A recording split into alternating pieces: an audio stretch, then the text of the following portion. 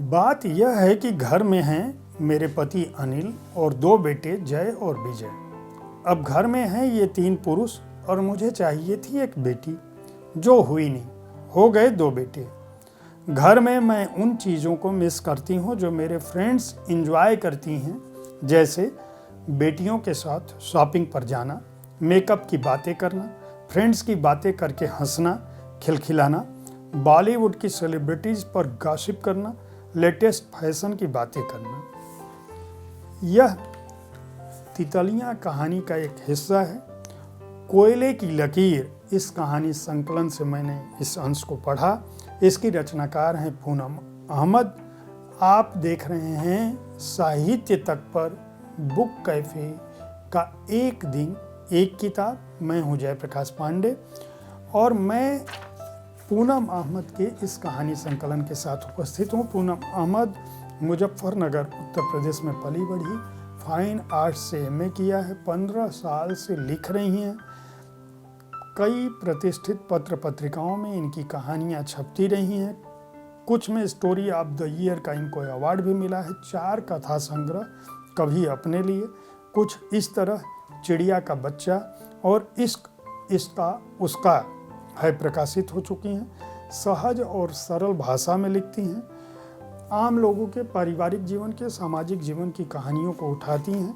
इनकी कहानियों की एक खासियत यह है कि ये कहानियाँ बहुत छोटी भी हैं, कुछ बड़ी भी हैं। 18 कहानियाँ इस संकलन में शामिल हैं, जिनमें से कुछ की चर्चा मैं इसलिए कर रहा हूँ ताकि आपको समझ में आए कि किस तरह की कहानियाँ पूनम अहमद लिखती हैं। तितलियाँ कहानी, जिसका मैंने अभी अंश आपको पढ़ के सुनाया। एक बेटे का जन्मदिन है, 2 बेटे, एक पति। घर में स्त्री अकेली होती है। वह सोचती है कि यार बेटियों का क्या महत्व है। वह अपने पास पड़ोस में देखती है, यहाँ तक कि अपने बेटे के दोस्त जो लड़कियां हैं उनको देखती है। और जब इसकी एनिवर्सरी आती है तो इसको पता चलता है, यह मिस करती है कि किस तरह से बेटियों के माएँ सजती धजती हैं, और न केवल सजती धजती हैं बल्कि उनको लेटेस्ट फैशन के बारे में, बहुत सारी चीज़ों के बारे में, मैंने जो पंक्ति पढ़ के सुनाई उससे आपको पता चला होगा कि बेटियां होने से घर किस तरह से गुलजार होता है। यह कहानी यह बताती है कि जब एनिवर्सरी आती है तो जो बेटे की दोस्त हैं वह किस तरह से इनको सजाती हैं, एक ही कलर के कपड़े पहनाती हैं, और इंस्टाग्राम से लेकर आधुनिक युग के सोशल मीडिया पर किस तरह से फ़ोटोज़ लेती हैं, उनको अपलोड करती हैं और इनको बताती हैं कि आंटी आप क्यों इस तरह से रहते हो, आपको इस पार्लर में जाना चाहिए, इस तरह के मेकअप का सामान खरीदना चाहिए, ऐसे कपड़े पहनने चाहिए। यानी एक बेटी का घर में क्या महत्व है और उसके होने से किसी माँ को किस तरह से सहेली के रूप में सहारा मिलता है, यह कहानी उसके बारे में बात करती है। एक और कहानी की चर्चा करूँ इस संकलन में, डर कहानी है। डर कहानी हमारे आज के माहौल में मुस्लिमों के बीच किस तरह से डर का भाव पनप रहा है उसकी कहानी। दिल्ली से एक ट्रेन बनारस से दिल्ली चलती है। रास्ते में AC 2 टायर का कंपार्टमेंट है। एक दंपति बैठा है, मुस्लिम दंपति, उसके सामने 2 लड़के हैं। मुस्लिम दंपति में वो जो लड़की है वो अम्मी अब्बू करके बात करती है। उसका पति ये इस बात के लिए डरता है कि उसकी जो शरीके हयात है यानी सबीना, वह कभी भी इस बात को क्यों नहीं समझती है कि समय कितना बदल गया है। सामने पता नहीं कौन से लोग हैं जो खुसुर फुसुर बातें कर रहे हैं। वो ये भी कह रहे हैं कि भीड़ को लेके आ जाना, वो ये भी कह रहे हैं कि अपने साथ तैयारी करके आना।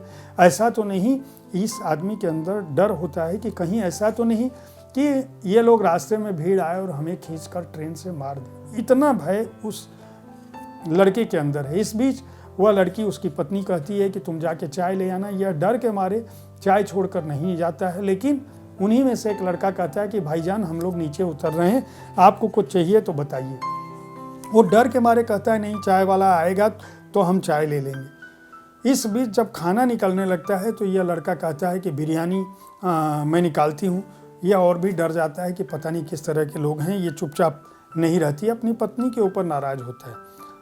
इस बीच वो लड़के दोनों जो सामने बैठे होते हैं, यंग होते हैं, वो कहते हैं अरे भाईजान आपके पास बिरयानी है, बिरयानी हमें दे दीजिए, हम लोगों के घर पर बनता नहीं है ना, आप हमारी पूरी ले लीजिए। यह और चौंकता है। लेकिन इस बीच सबीना जो है उन लड़कों के साथ बातचीत करने लगती है, उनकी पूड़ी ले लेती है और बिरयानी इनको देती है। इस आदमी का हलक सूख जाता है कि ये किसी से भी फ्रेंडली हो जाती है। इस बीच लड़के बातचीत में कहने लगते हैं कि भाई साहब, इस हमारे दोस्त की शादी होने वाली है और इसका साला जो है वो बड़ी जगह पर काम करता है, वो लोग अपने दोस्तों के साथ स्टेशन पर रिसीव करने आना चाहते हैं। मैंने उनको मना किया, ये उनको मना कर रहा था। मैंने कहा कि नहीं नहीं, आ जाओ, ले जाओ, ताकि आसानी रहेगी, तैयारी करके आना, आखिर अपने बहनोई को इस तरह से स्वागत करोगे। जब ये उतरने लगते हैं तब वो कहता है कि कभी बनारस आना हो तो हमारे पास आना, घर की बिरयानी खाना। यानी कि जो मन में डर है वह सामान्य स्थितियों में सामान्य शिष्टाचार और व्यवहार पर भी असर डाल रहा है। इस कहानी के माध्यम से कहानीकार यह कहना चाहती हैं कि अगर हमें हमारे समाज को सही रखना है तो इस तरह का भय एक दूसरे के प्रति नहीं होना चाहिए। हमारा सब कुछ एक दूसरे से गुथा हुआ है। यह परिवेश केवल राजनीति का या तात्कालिक है, इसको बदलना चाहिए। इस कहानी का संदेश ये। एक कहानी और है धमकियाँ। सामान्य कथोपकथन की कहानी है। दो बच्चे होते हैं, एक बुजुर्ग परिवार है, वो मैरिज एनिवर्सरी मनाता है। उस दौरान बच्चे, यंग बच्चे आते हैं, बेटा बहू और बेटी दामाद। वो आपस में खाने पर बातचीत करने लगते हैं और वो अपने बचपन के बारे में बताते हैं कि शेखर और सुधा, जिनकी मैरिज एनिवर्सरी है, ये एक बच्चे कहते हैं कि बचपन में जो है जिन बहू और बेटी और दामाद और बेटा आपस में तर्क करने लगते हैं। वो कहते हैं कि ये तो सबसे ज़्यादा आदर्श दंपति हैं। तो वो बच्चा कहता है, बेटा कहता है, क्या मैं बचपन की बात खोल दूं माता पिता के सामने? बेटी कहती है, अरे दामाद के सामने क्यों खोलोगे? लेकिन वो बताते हैं कि हमारा बचपन इस डर में बीता है क्योंकि पिताजी जब भी आते थे मेरी माँ को गांव का गंवार समझ के धमकी देते थे और कहते थे अनपढ़ हो, तुमको तलाक दे दूंगा। यहाँ तक कि हम लोग बड़े होने लगे तब भी ये आवाज़ सुनते थे। आज जिनको आप आदर्श दंपति कह रहे हो, वह हम बचपन से ये सुनते आए और हमेशा हमें डर लगा रहता था कि पापा अगर मम्मी को छोड़ देंगे तो हम दोनों बहन भाई किसके साथ जाएंगे, हमारा जीवन तो ऐसे गुजरा। तो वो दामाद पूछता है कि अरे पापा मम्मी, आपको देख के तो ऐसा लगता नहीं, आखिर ऐसा क्या था? तो वह पत्नी कहती है, बताती है, सास जो हो चुकी होती है बेटे बहू वाली और बेटी दामाद वाली, वो कहती है कि मैं जब आई तो मुझे ये पता था कि ये शादी इनकी नापसंद से हुई है, इनके घर वालों ने कर दी है। लेकिन धीरे धीरे मैं देखती थी कि ये केयर हमारी करते हैं। जब इनके माँ बाप आते हैं तो ये धमकी देते हैं, उनके सामने कहते हैं छोड़ दूंगा तुझे, ये करूंगा, लेकिन बाकी मेरा ध्यान रखते थे। तो धीरे धीरे मुझे ये समझ में आ गया कि ये कोरी धमकी है, ये कोई छोड़ने वाले नहीं है। और मैं सहज हो गई और इनकी पारिवारिक जिम्मेदारियों को मैंने निभाया, अपनी नंदों को, अपने सास ससुर के प्रति जो मेरा कर्तव्य है, बाल बच्चों के प्रति। तो जैसे जैसे मैं इनके घर में रमती गई, मैं इनके करीब आती गई। और जो ये धमकी देते थे ये दूसरों को दिखाने के लिए था, बल्कि आंतरिक में उनमें इनका मेरे प्रति प्यार था। इसी तरह की कहानियाँ हैं। बड़ा घर एक कहानी है। यह कहानी जो है वो दो बहनों की कहानी है। एक कहानी में एक बहन, बड़ी बहन जो है वो इलाहाबाद जैसे शहर में रहती है, जो कोठी में रहती है। छोटी बहन जो है बम्बई जैसे शहर में रहती है, मुंबई में, जहाँ फ्लैट में रहती है। बड़ी बहन जब भी घर आती है इस बात के लिए कोसती है कि तुम्हारे घर में तो ये जगह नहीं है, तुम्हारे घर में तो वो जगह नहीं है, तुम्हारे घर में तो जो है बालकनी नहीं है, तुम्हारे घर में तो शीशे नहीं लगे हैं, तुम्हारे घर में ये। जब बच्चे बड़े हो जाते हैं धीरे धीरे, तो एक दिन बड़ी बहन को, मौसी को अपने बच्चे जवाब देते हैं कि क्या आप मौसी जब भी आती हो कहती हो हमारे घर, तुम्हारे घर में ये नहीं, तुम्हारे घर में ये नहीं। अरे आप कभी मुंबई घूमो।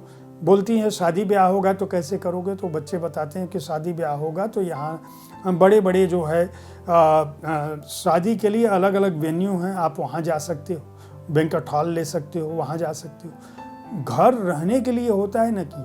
बाद के दिनों में जब बूढ़ी हो जाती है वह बहू, मतलब बड़ी बहन, और छोटी बहन आती है, देखती है कि उसके बहनोई का देहांत हो गया है, बच्चे बाहर चले गए हैं और बहन से उसका घर नहीं संभालता है और अकेलापन उसको सालने लगता है।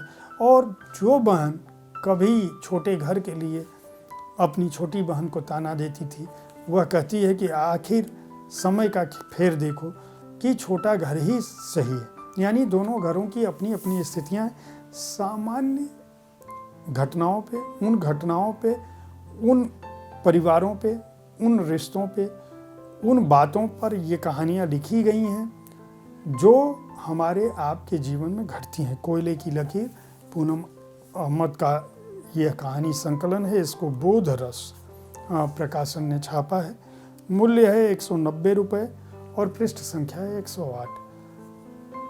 आम जीवन की कहानियाँ पढ़ना चाहते हैं तो इस संकलन को खरीद कर पढ़ सकते हैं। उम्मीद है साहित्य तक का यह एपिसोड आपको पसंद आया होगा। इस कार्यक्रम में आप किस तरह की पुस्तकों की चर्चा चाहते हैं, उनके बारे में अपनी राय से हमें ज़रूर अवगत कराएं। हमारी कोशिश होती है कि विविध विधाओं की पुस्तकों के साथ आपके पास पहुँचें ताकि आपको अच्छी पुस्तकों के चयन में आसानी हो।